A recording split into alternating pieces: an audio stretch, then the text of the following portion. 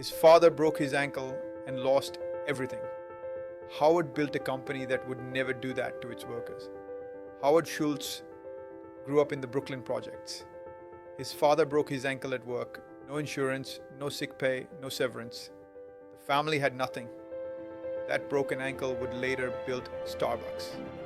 At 86,400 stories, we document how ordinary people built extraordinary empires from nothing. Researched, condensed, under 20 minutes. Now to Howard Schultz. Howard Schultz was born in 1953 in Brooklyn, USA. He grew up in the Brooklyn Housing Projects. His family lived in a cramped apartment.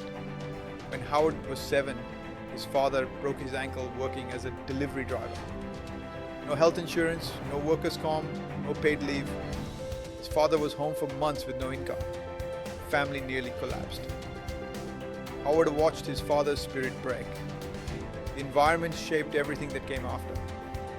In USA, the ceiling for someone with his background wasn't just low. It was invisible. People didn't talk about what was possible because they'd never seen it happen. Success stories were things that happened to other people in other places, with other starting points. Howard was the first in his family to go to college, on a football scholarship to Northern Michigan. After graduating, he worked at Xerox, then at a small coffee company in Seattle with just 4 stores, Starbucks. He traveled to Milan and saw something that didn't exist in America. Cafes as social spaces. This wasn't a setback, it was the landscape. Every door that opened led to another that was locked tighter. Every maybe turned into a no. The resources were never enough. The advice from people who had never built anything was constant and loud. Be realistic, find something stable, accept what you can get. Howard Schultz heard all of it, then kept moving. Howard tried to convince the Starbucks founders to serve coffee in stores, to create a third place between work and home. They said no. He left to start his own coffee company, then raised money to buy Starbucks when the founders wanted out. It took 242 investor rejections before someone said yes. This was the inflection point, the moment when everything that came before started to make sense.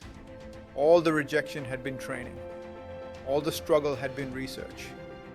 Howard Schultz wasn't just building a business, he was proving a thesis that nobody else believed in yet. In 1987, Howard acquired Starbucks when it had 17 stores. He insisted on something unusual: health insurance for all employees, even part-timers. His father's broken ankle had taught him what happens when companies don't take care of workers. By 2000, there were 3,500 Starbucks. Today, over 35,000. He later said, "Dream big, and then dream bigger." The growth wasn't luck, it was compound interest on years of work that nobody saw or applauded. Every failure had taught something specific. Every rejection had pointed toward the approach that would actually work. Howard Schultz had become an expert in his industry, not through credentials, but through the accumulated weight of doing. Howard Schultz built one of the most recognized brands on earth. Net worth, $2.8 billion. But the numbers aren't the point. He built a company that would never do to its employees what was done to his father. The transformation, laid out like this, seems almost impossible. From grew up in Brooklyn Housing Projects to $2.8 billion. From no resources to resources that could fund nations. But the external change is just the visible part. The internal change, the moment Howard Schultz decided the ceiling didn't apply, happened long before anyone could see it. So what do we learn from the story of Howard Schultz? That watching a parent get destroyed by a system can fuel the creation of a better one. That coffee isn't the product. The experience is. That treating employees like partners changes retention economics.